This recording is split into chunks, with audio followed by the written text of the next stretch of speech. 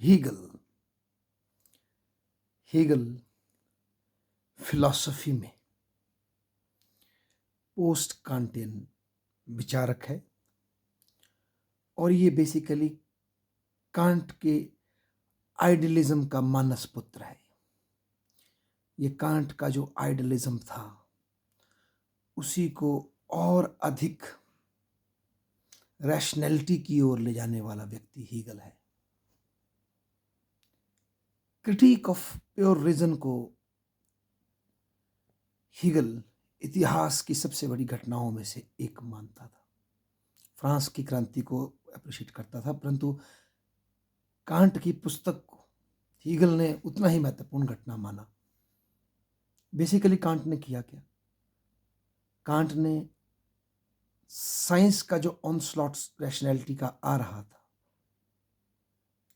जो कि Newtonian physics और न्यूटोनियन लॉज के ऊपर चढ़कर आ रहा था, जो ये दिखा रहा था कि हर एक घटना के लिए उससे पहले एक कॉज और इफेक्ट का रिश्ता होता है, जिसके लिए और इसको हम लॉज से समझ सकते हैं।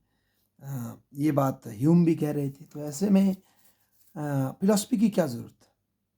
एक ऐसी प्रकोल कल्पना जिसका कोई इस धरती पे बेसिस ही नहीं है, जो केवल कल्पना करती है, वो क्या मानव के लिए ज़रूरी है भी आज कि नहीं? क्या विज्ञान ही हमारा सारा काम कर देगा? इस कॉन्टेक्स्ट में कांट कहते हैं, देखिए, रिलीजन्स में कई कमी हो सकती है, पर रिलीजन एक काम करते थे रैशनैलिटी के आने से पहले। वो लोगों में एक मॉरलिटी की सेंस पैदा करते थे। पर जो ये रैशनलाइजेशन आ रही है, ये आदमी को स्वार्थी भी बना सकती है और उसमें एक मॉरल बेसिस की कमी आ सकती है। इसीलिए कांट ने अपनी फिलॉसफी में एक लॉजिकल बेस से एथिकलिटी को एस्टेब्लिश करने का प्रयास किया, ताकि मानव रिलीजन के बिना भी तार्किक तरीके से एथिक्स पे चल सके और एक आदर्श विश्व की स्थापना कर सके, एक आदर्श देश की, आदर्श राष्ट्र की, आदर्श विश्व की, मानवता की स्थापना कर सके। यह इमैनुअल कांट का प्रयास था। परंतु अपनी एपिस्टेमोलॉजी में कांट ने यह बात मानी कि मानव अपने तर्क से और अपनी इंद्रियों से प्रत्येक ज्ञान को प्राप्त नहीं कर सकता। उसकी ज्ञान की लिमिटेशन है। जो ज्ञान मानव इंद्रियों से प्राप्त कर सकता है, वो बेसिकली जो चीज़ दुनिया में एग्जिस्ट कर रही है, जैसे कोई पेड़ दुनिया में एग्जिस्ट कर रहा है, तो पेड़ है क्या, ये तो मानव कभी समझ ना पाएगा। पर पेड़ उस मानव की इंद्रियों के हिसाब से क्या है, यही मानव समझ पाएगा, जो कि महत्वपूर्ण है। परंतु ये क्लेम करना कि जो पेड़ की जो आत्मा है, मैं उसको समझ गया, ये बात सत्य नहीं है। आपकी अंडरस्टैंडिंग, आपकी जो लेंसेज आपने लगाए हैं, जो इंद्रियां आपके पास है, उससे लिमिटेड हो जाती है भाई। ये बात कांट बोलते हैं। इसीलिए कांट ने कहा कि हमें जो जो परम ज्ञान है तार्किकता से, उसकी एक लिमिटेशन है, उससे बियॉन्ड परम ज्ञान नहीं जा सकता। और इंद्रियों से प्राप्त होने वाले ज्ञान को कांट ने फिनोमेनोलॉजी कहा, फिनोमेनोलॉजी। और कांट इस अज्ञानता की सीमा से खुश थे कि भाई इससे आगे ज्ञान नहीं जा सकता, इसे खुश थे, उन्हें कोई दिक्कत नहीं थी। परंतु जो आइडियलिस्ट संतानें उसके विचारों ने पैदा की जर्मन में, उन्होंने धीरे धीरे ये प्रयास किया कि कांट की जो फिनोमेनोलॉजी थी, इंद्रिय ज्ञान था, उसके माध्यम से तार्किकता को लेकर के हम ज्ञान को सर्व इनकम्पासिंग, मतलब हर एक चीज को कैप्चर करने वाली चीज बना लें, कोई ऐसी वस्तु न रह जाए जो हमारे ज्ञान से बाहर हो। इसी दिशा में हमारा हीगल भी प्रयास करता है।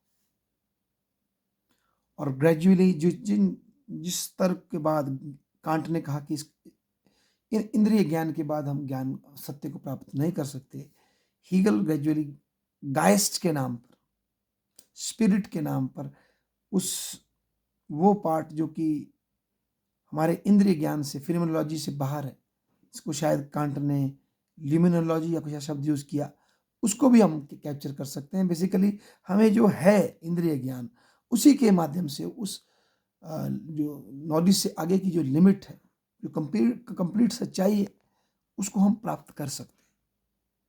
ये बात हीगल बोलता है।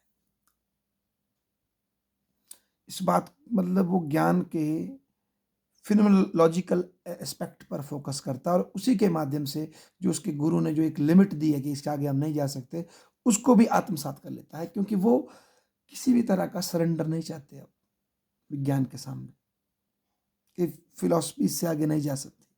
वो पूर्ण सच्चाई को प्राप्त करना चाहते हैं। वो आइडलिस्ट है और यही तरह की थिंकिंग जर्मन के और आइडलिस्टों में भी पाई गई। और हीगल के बाद जो उसके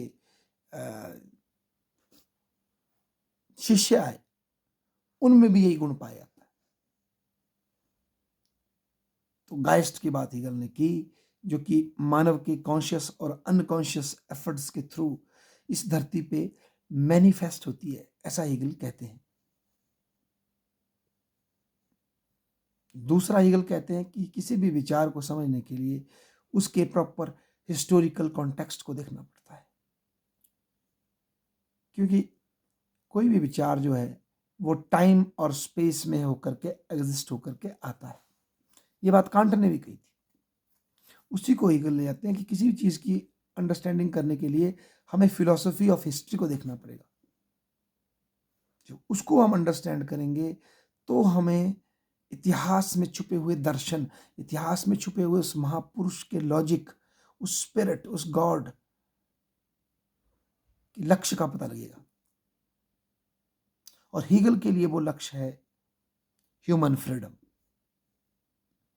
जो कि खुद को डिफरेंट डिफरेंट टाइम में, डिफरेंट डिफरेंट एपोक में, डिफरेंट डिफरेंट लोगों के थ्रू, डिफरेंट डिफरेंट हैपनिंग्स के थ्रू मैनिफेस्ट कर रहा है। इसका लॉजिकल कंक्लूजन है मानव को महान बनाना, मानव को दैवीय बनाना। और इस सब में जो मूल संस्था रोल प्ले कर रही है, हीगल कहता है, वह है स्टेट।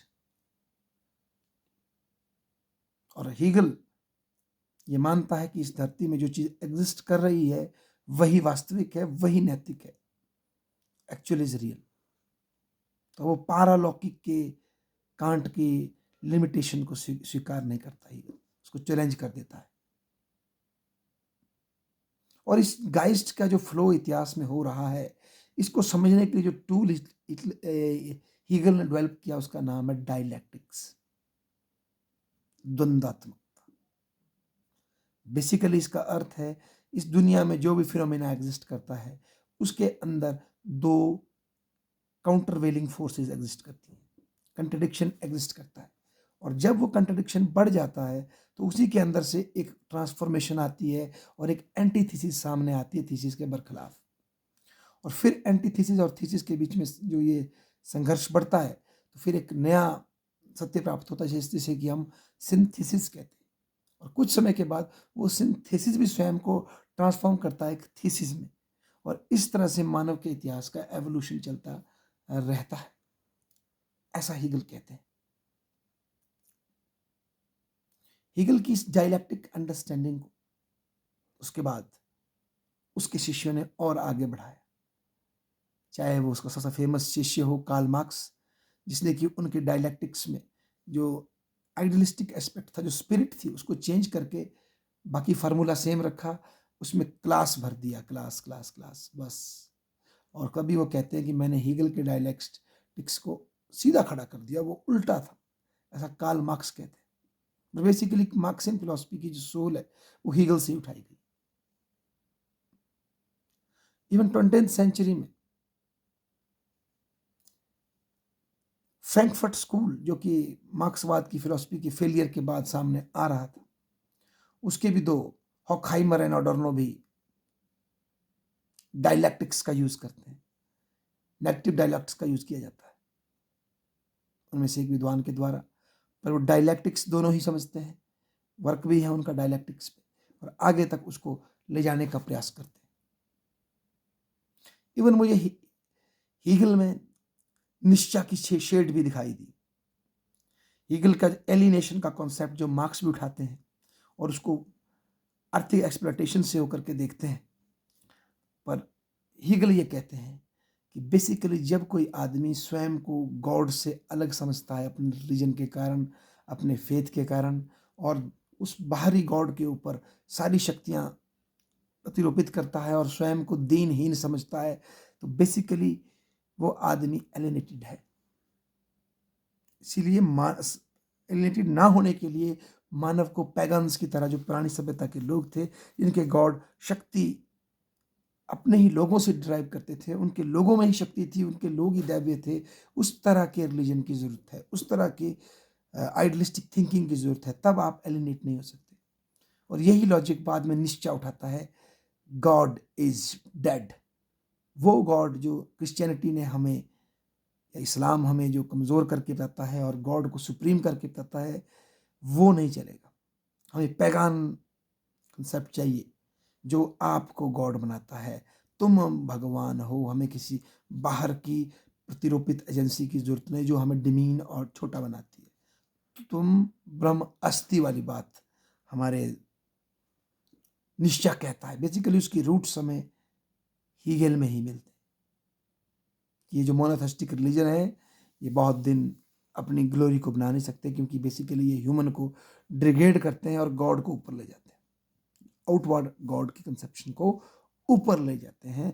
ऐसा हीगल कहता है, यही एलिनेशन को जन्म देती है। और यही बात फिर निश्चय की थ्योरी, निश्चय के वर्क में, थर्सब्रिक, ज़रथुस्ट्रा में, या और उनके निश्चय के जो सेमिनल वर्क्स हैं उसमें बाहर आती है। तो हीगल कितना बड़ा महापुरुष है कि उसकी छवि ना केवल मार्क्स में, बल्कि आगे जाकर के जो दोबारा मार्क्स को जिंदा करने की कोशिश होती है, फ्रैंकफर्ट स्कूल, वहाँ भी वही हीगल की ही थ्योरी उसका सोल बनती है। और इवन निश्चय जो एक अलग डायरेक्शन में मार्क्स को इसको ले जाता है, अपने थॉट्स को 20th सेंचुरी में निहिलिज्म पे आता है, पोस्ट मॉडर्निज्म पे आता है, वहाँ भी हमारे हीगल की ही छाया दिखाई देती है, उसके फर्स्ट एनालिसिस दिखाई देते हैं। और हीगल का फ्रीडम आपको लिबरेट करता है। जो मर्जी करने के चाहने की इच्छा है, फ्रीडम नहीं है उसके लिए। His conception of freedom is positive, fundamentally positive, which puts you in the right direction of historical evolution. और हीगल, सॉरी मेरा मिस हो गया, थैंक यू।